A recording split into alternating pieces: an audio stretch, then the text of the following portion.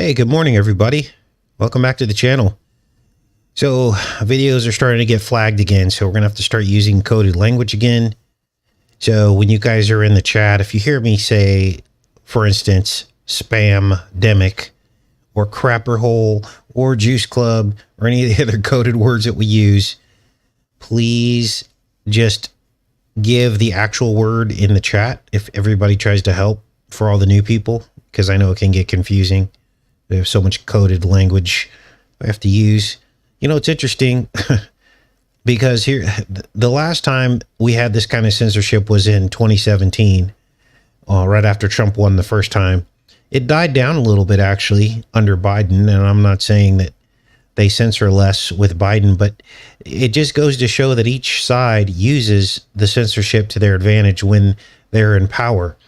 So now that Trump's going to gain power again, they've cracked down on this channel. So we got to be very careful how we say things, what we say, and you guys can help out in the chat. So let's get into today's show. Today, we're actually starting something new. It's a podcast series based on past decodes that we did about fire and ice. And we're starting to witness this now in the weather and in the midwinter fires of Los Angeles. So we will be on this podcast series intermittently for the course of however long it takes. There are 16 total videos. And if you wanted to skip ahead, you can, because I could put a link in the pinned comment and the description from the actual podcast that we're going to be reviewing live. Now, the first video we're going to look at today is from 2020. And we warned, this was the first inklings that we got about fire and ice, that there was something to fire and ice, and that it linked into our reality and how the controllers, you know, basically present their agenda. And in the video you're going to see today, we warned about the very fire and ice that is happening right now. Now, let's look at some of what's happening now so you guys can get an idea of what's going on. Many of you saw this Time magazine cover. Let's play this. And of course it has fire and ice, doesn't it? So this is a thing. Now, it wasn't a thing back in 2020, but we knew it would be a thing, which is why we start talking about it. And today we're going to start with this first video. And this is from 2020. And what we did is we talked about the spam demic and how it started with an ice ritual. There was a Christmas eclipse in 2019, and then the lockdowns happened in 2020 on the fire eclipse, which was right on the summer solstice of 2020. Now, the lockdowns had started before that, but we were well into them during the summer solstice eclipse. In other words, 2019, 2020 was a pivotal year because eclipses fell on summer and winter solstices. That's not normal. That doesn't happen very often. Now, before we start reviewing this upload, understand that in 2025, this year, one of only 2 solar eclipses will occur on the 88th day of the year. Here are the 2 solar eclipses that are going to happen this year. And as you can see, March 29th this year, there will be a solar eclipse on the 88th day of the year. This is a little bit weird, isn't it? Because how is this happening? Well, we've been talking all about 88 and the 88th day of the year for a very long time. So I'm wondering how this is all going to shake out. Now, there's a second eclipse. The only other eclipse that'll happen will be this one. And this is kind of a big nothing eclipse because it occurs on September 21st and really doesn't cover any part of the earth hardly. Like, it's way out in the ocean and doesn't cover any continents. But this March 29th eclipse will cover the Northeast and parts of Africa and all of Europe. So this will be interesting. So we'll keep an eye on this. Now, what else is going on? Well, these eclipses, and the reason why I mention them, because this plays into all this, is the thing is that both solar and lunar eclipses follow what's called a metonic cycle. We've talked a little bit about this We're going to do a quick review. What is a metonic cycle? Well, here it is here. Basically, the exact moon phase and position in the sky as it relates to the sun occurs every 19 years. In other words, if you go every 19 years, you'll see the same exact eclipse in the sky, which is kind of shocking, isn't it? Because we're told that these two heavenly bodies are millions and millions and millions of miles apart, but each follows a 19-year cycle.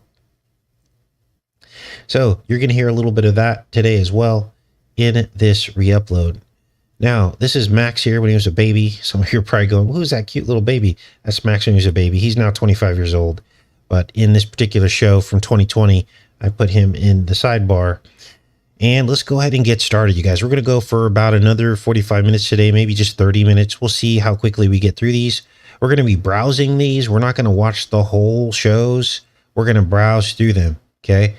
Just to get an idea of what we were saying about fire and ice going back to 2020. Now, I do have a recommendation. If you have a whiteboard, this is something you're going to want to pull out, because when you map out the timelines of the different elements that we're going to talk about and that we've uncovered throughout history, and if you look at before and after these pivotal events and what kind of legislations and meetings and things that they've put into place before and after these events, you can very clearly see the agenda. And you're going to see that here today with this. They were putting things in place that nobody could have anticipated before the spam-demic. And the timelines are what give it away, because then you see that the foreknowledge is crystal clear, as you're about to see next. Let's go ahead and get started. So in 2019, before the spam-demic hit, Google teams up with one of the largest healthcare providers in America, just in time to be exempted from HIPAA violations through the national emergency that Trump signed in March of this year on Friday the 13th. And what that did, it would allow them to upload everyone's personal medical information to the cloud without their permission. It also enabled Google, through this artificial intelligence software, to recommend patient care to their doctors through this algorithm. And it left an open end to later, if they wanted to, market back to millions of patients based on their medical condition. This is real, not a conspiracy. Now, to top it off, they named the project Project Nightingale, possibly after this woman, Florence Nightingale. She was one of the first real nurses, and she was a pioneer in data visualization with the use of what they called infographics. Basically, what they did, this is basically what she invented back in the 1800s. They used graphical representations of statistical data. Here's an actual CV-19 map using her actual graph, infographics. Now, rewind. This Project Nightingale was named months before the CV ever even hit China. It wasn't even thought of yet. But yet, they named this project after this woman who was heavily involved in all kinds of spam-demics in the 1800s. That's what she was known for. Now, much of her writing included her extensive work on religion and mysticism. She was basically credited with reducing the death rate from 42% to 2%, either by making improvements in hygiene herself. Hello? Now, I couldn't find any information on masks and her wearing masks back then. But she called for a sanitary commission. She implemented hand washing and other hygiene practices in the war hospital in which she worked. Now, she is said to have denied the theory of infection for her entire life. But then there was a 2008 biography that came out saying that she was simply opposed to the precursor of the germ theory known as contagionism. Is this giving you chills right now? Because it gave me chills once we dug into this. Now, her theory held that diseases could only be transmitted by touch. She wrote an essay named Cassandra, which was the princess of Troy, who served as priestess in the temple of Apollo. Remember I told you this was all about sun worship? Now, in that story of Cassandra and Troy and Apollo, the god gave her the gift of prophecy. But when she refused his advances, he cursed her so that her prophetic warnings would go unheeded. Chilling. Now, despite her intense personal devotion to Christ, Nightingale believed for much of her life that the pagan and Eastern religions had also contained genuine revelation. I'm starting to really feel that Google named that project after this woman, in which they grouped up with Ascension, the largest hospital, one of the largest hospital systems in America, to upload millions of people's personal medical information to the cloud. Now, here's where things get interesting, because during the CV-19 spamdemic, a number of temporary NHS Nightingale hospitals were set up in readiness for an expected rise in the number of patients needing critical care. The first was housed in the Excel, London, and several others followed across England. So this woman is huge in England. She is British. Look at this. Doctors wear Florence Nightingale masks to mark her 200th birthday. So not only do we have Project Nightingale named after this woman, we have her 200th birthday being on May 12th, right in the midst of the spamdemic. Is that an accident? And these doctors wore these masks to commemorate that. All of this before anything ever happened. I mean, think of the odds of them naming this project after this woman who was the first person to graph out epidemics mathematically. Crazy. Here's an image. Here's her Wikipedia page, Florence Nightingale. So now we'll move on to the next part of the show, and that is these smiley faces. Now, we started noticing these smiley faces everywhere, on everything, and we couldn't quite figure out what it was. But then we tied the smiley face to the path of the eclipse that happened in December. Now I'm going to slow down here and be very clear, because this is very, very important. This is the eclipse on the left that happened in December 26th. Now, it seems stupid at first, but now we see that this eclipse marked the exact day that CV was given its name. Some of the first cases were happening in China, and on this exact day, if you look at the timeline and type in December 26th, CV, you will see that it was named on that day. And we also noticed that this winter eclipse tied into this. It occurred on just the day after Apollo's birthday, and that it formed a pair with another eclipse that it's going to be happening in just a few days on the summer solstice. Winter, summer, ice, fire. Then I start thinking to myself, where have I heard this before? Game of Thrones. Now, this is going to blow you away, even if you're not a Game of Thrones fan or you don't watch Game of Thrones or never watched it. What did it go, 8 seasons? It's one of those popular series on television and cable. Game of Thrones. Fire and ice. Now, oftentimes Game of Thrones is abbreviated GOT, right? Not GT, GOT. So when you spell that backwards, what does it say? TOG, right? Remember this campaign? Together at Home? TOG?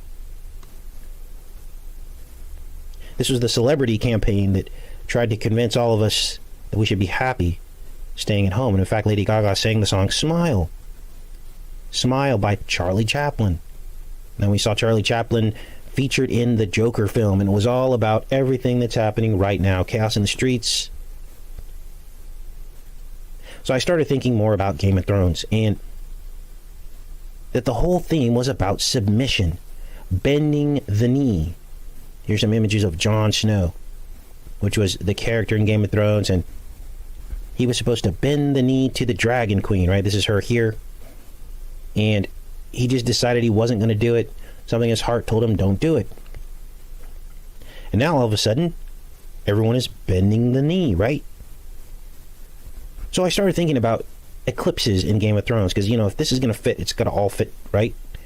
And on the surface, it doesn't seem like there's any eclipse appearances in Game of Thrones, but if you think about it outside the box, you understand that this long winter, they kept talking about winter is coming, winter is coming. Was that some sort of extended eclipse? The extended winter that brought about what in the series? The White Walkers, which is like an infection, because when they kill you, you join the army of the dead. It was like a spamdemic that would consume the world. And they depicted the characters as trying to get past their differences to unite against the spamdemic of White Walkers. Unbelievable. Now, here's some images of the White Walkers, and it was indeed a spamdemic. They kept talking about how if they didn't do something and unite together, the whole world would be consumed by the White Walkers, the army of the dead. Oh, but it goes further. All the pieces are here. Pre-programming for exactly what we're going through right now. Remember Jon Snow's little sister, Arya? What did she do? She wore masks. And she would kill people by wearing masks and disguises. Many faces. Here's her in the Hall of Many Faces. This is all of us wearing masks. And, okay, now we're back at 2025. And this is unbelievable, isn't it? Arya also carried what she called a needle. That was her sword. It was a needle. And remember, part of her training was they kept asking her, what is your name? And she kept getting it wrong. And finally, the only correct answer was no one. I'm no one. Dissociative identity. This is what they're trying to achieve with these masks. We are no one when we wear a mask. Now, back in 2025, here we are. And remember, they de-identify this medical information. You basically become no one. They tell you that they de-identify it, and then they use the data without your name on it. So there's another aspect to this that I don't think I caught in this 2020 re-upload. Let's keep listening here. Now, someone had posted something on my Facebook showing how even in the times of slavery, they put them in masks. It's basically a humiliation ritual. So what's this really all about? I believe it's sun worship. And what better time for a spamdemic than during an eclipse? So the ice represented the start on the winter solstice, and the summer solstice marked the controlled reopening. If you look in the news headlines, they're saying that this June 21st, just a couple days away, will mark the beginnings of the reopening, but under their control. And they have the entire world under control. Eclipses across the world under control. Now, it's weird because the Smile Now, Cry Later, these two eclipses, this pair of eclipses, they're about 5 months apart. They basically go right underneath China. This eclipse happening in a few days goes right through China. So you got to ask yourself, I should look at the eclipse path and see if this eclipse actually goes through Wuhan. That would be very interesting. It looks like it's pretty close, but I'll have to take a look. So, were we seeing smiley faces being used as a symbol before, during, and after the spamdemic? Of course we were.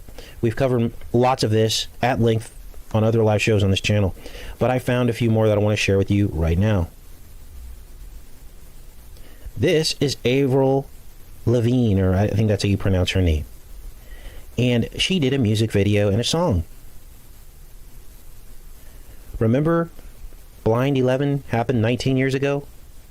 And Blind 11 in reverse is 119 or 19.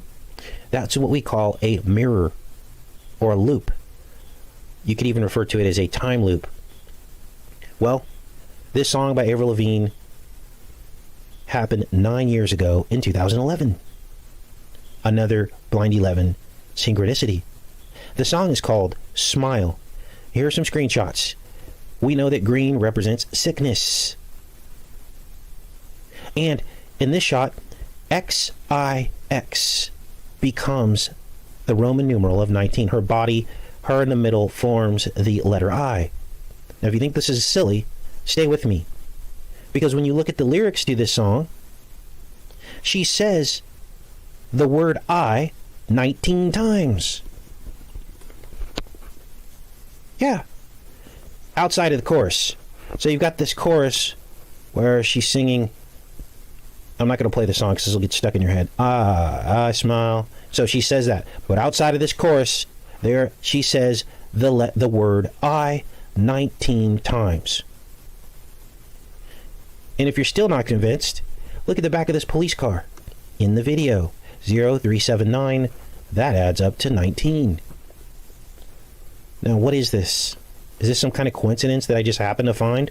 No, all I did was type in smile, songs, and movies. This was the first one that came up, and this is what I found. It's not like you have to dig for hours and hours and hours to find this stuff. It's sitting right out there in plain sight. This is what's called media entertainment sorcery. And the people behind this do this on purpose. It's called disclosure. It's called fictionalizing the truth about something that they plan to do, so that when they do it, subliminally you will write that off. Any theories about what the truth is about that event, you'll write that off subliminally as not true, as fiction. Now look at this story from a Business Insider. We're talking about smiles, right? They've got these clear face masks.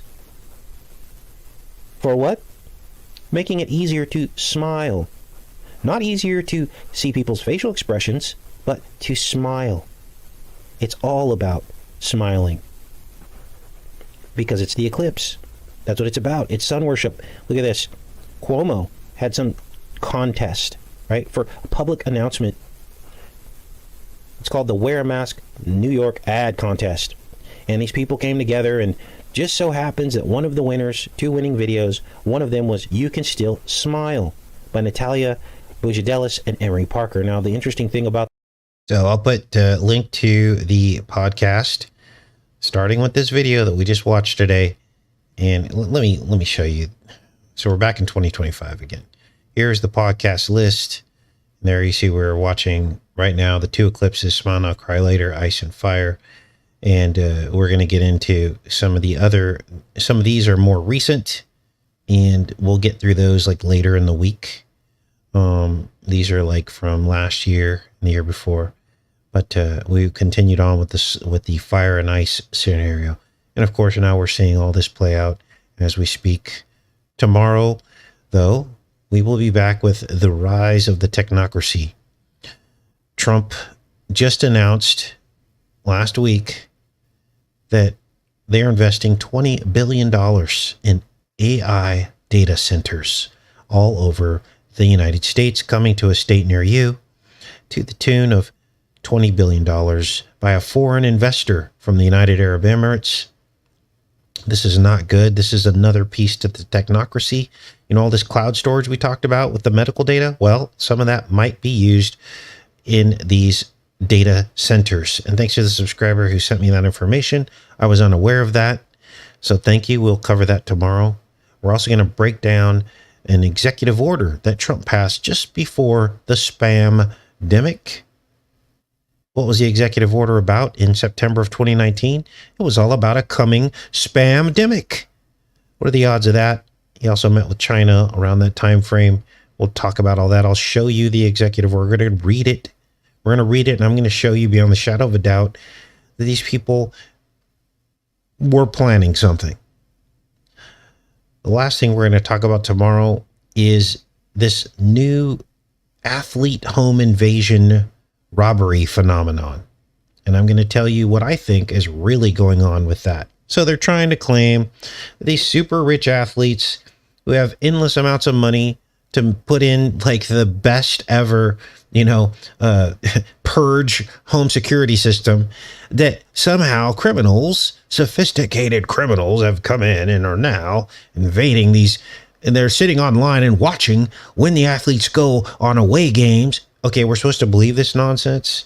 Well, I'm going to tell you what I think this is really all about in preparation for the technocracy police state that's just around the corner. And that will be tomorrow's show. Now, for now, we're going to go into the chat and see what you guys are up to. Good morning, everybody. You guys have any questions about what we just covered, about what the podcast is going to be all about and all that stuff? Because I can answer that now because we are live.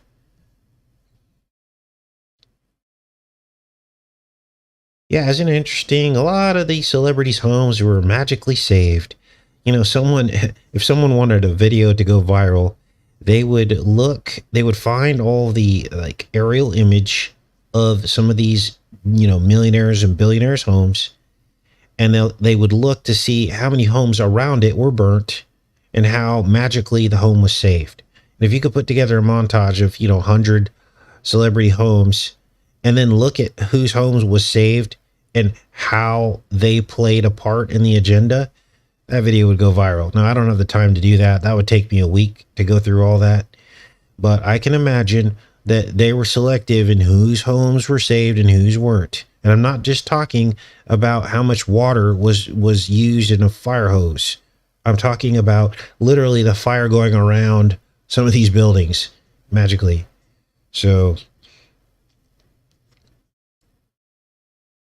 now some celebrities did lose their homes.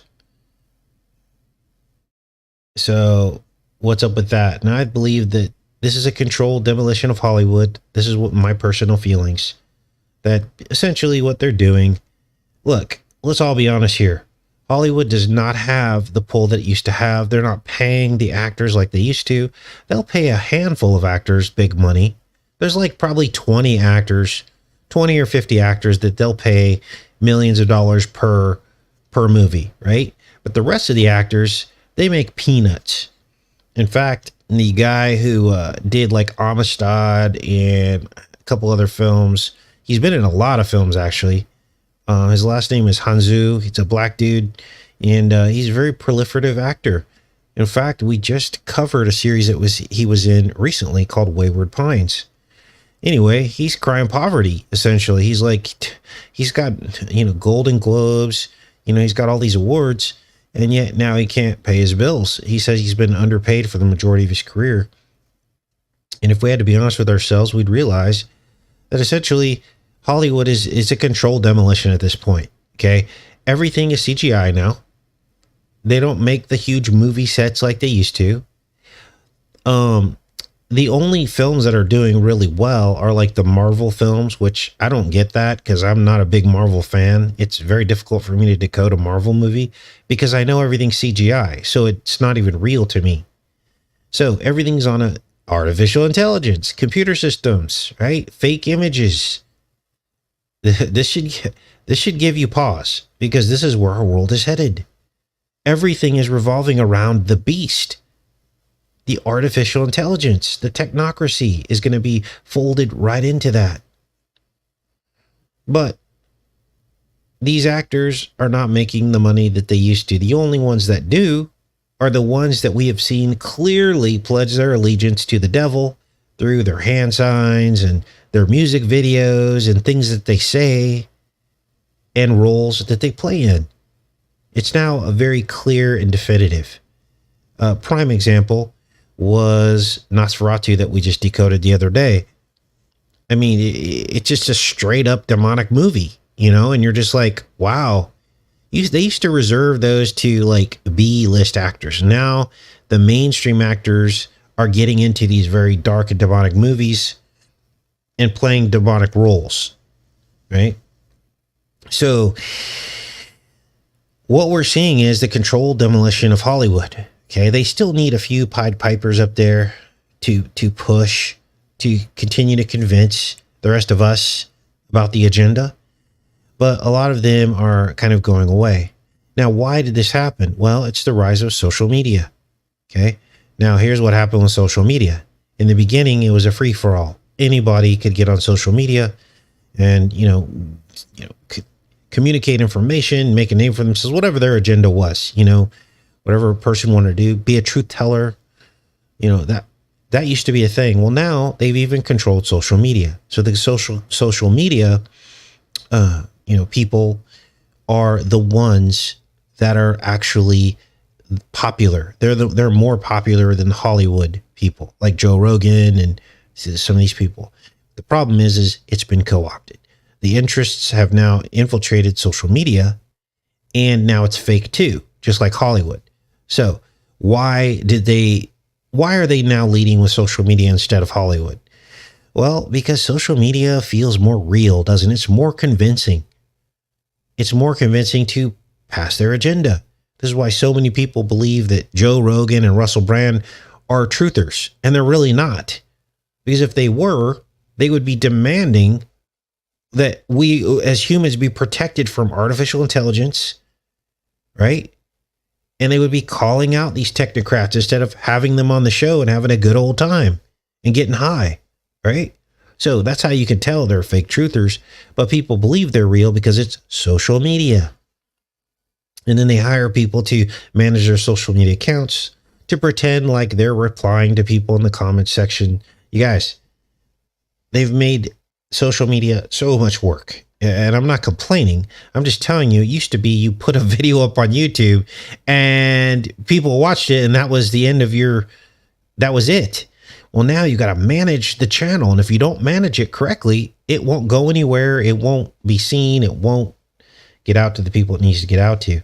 So these fake truther channels, they have whole teams of people that manage their channel for them to make it popular, to share it, to whatever they do that I don't even know about, right? Because obviously that's what is making them popular. You're also seeing pseudo celebrities starting social media channels, and that should tell you everything you need to know as well. You know, Joe Rogan already had an established following before he even started his channel, and you know others as well. So YouTube is not YouTube anymore. It's them tube. Okay. Very few of us are left that are the real deal, to where we don't have any outside interests. We don't have any agenda. The agenda here is to get the truth out to as many people as possible without having the clause of sponsors and all these things that other people have. Right. So that's just a little explanation as to why they're, you know, doing this controlled demolition of Hollywood. All right, I'm back in the chat, you guys. It's the big club. Yeah, I heard about Richie from Boston and Nicholson 1968 and their show. I heard they gave a shout out to this channel, and thanks for that, you guys. We need as many people in the fight as possible to tell the truth about what's going on. I think the largest threat to you and me and the truth community is artificial intelligence. It's the largest threat right now. Governments are now wielding it to control your mind. It's literally mind control. They're feeding you what they want you to see, and they're deleting and Xing out everything they don't want you to see. And essentially that's mind control. Because if you don't know there's an alternative opinion, then you won't know to think about that alternative opinion. Okay? So, yeah. What else is going on, you guys? Just reading your comments here.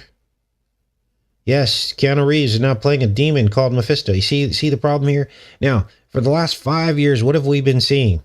Keanu Reeves, he's real. He's, you know, he buys coffee and donuts for people on the street. We saw him in the subway. He rides the subway every day. He's so down to earth. He's so real. Well, that was to let your guard down. Because who in their right mind would play a demon? Who? Why? It makes no sense. This is why you got to be very, very careful by giving your allegiance or your accolades or your admiration to any of these people that have already played in roles as demons, right? No matter how down to earth and cool they seem, because Hollywood's sole purpose is disclosure, and it's not for a good reason. It's fictionalization of the truth. That's their job. Their job is to make it fiction before it becomes truth, so that your mind says it's not real. And this is how they continue to advance the agenda. They're not doing us a favor by showing us bits of the truth, because if they were, they would just come out and say it, wouldn't they? They'd be like, you know what? I'm making this film because I want to expose such and such. I want to expose, you know, satanic cults. And they would like literally say that, but they don't. So your mind says, oh, that's fiction. That's not real. And I think that's about how it works. So,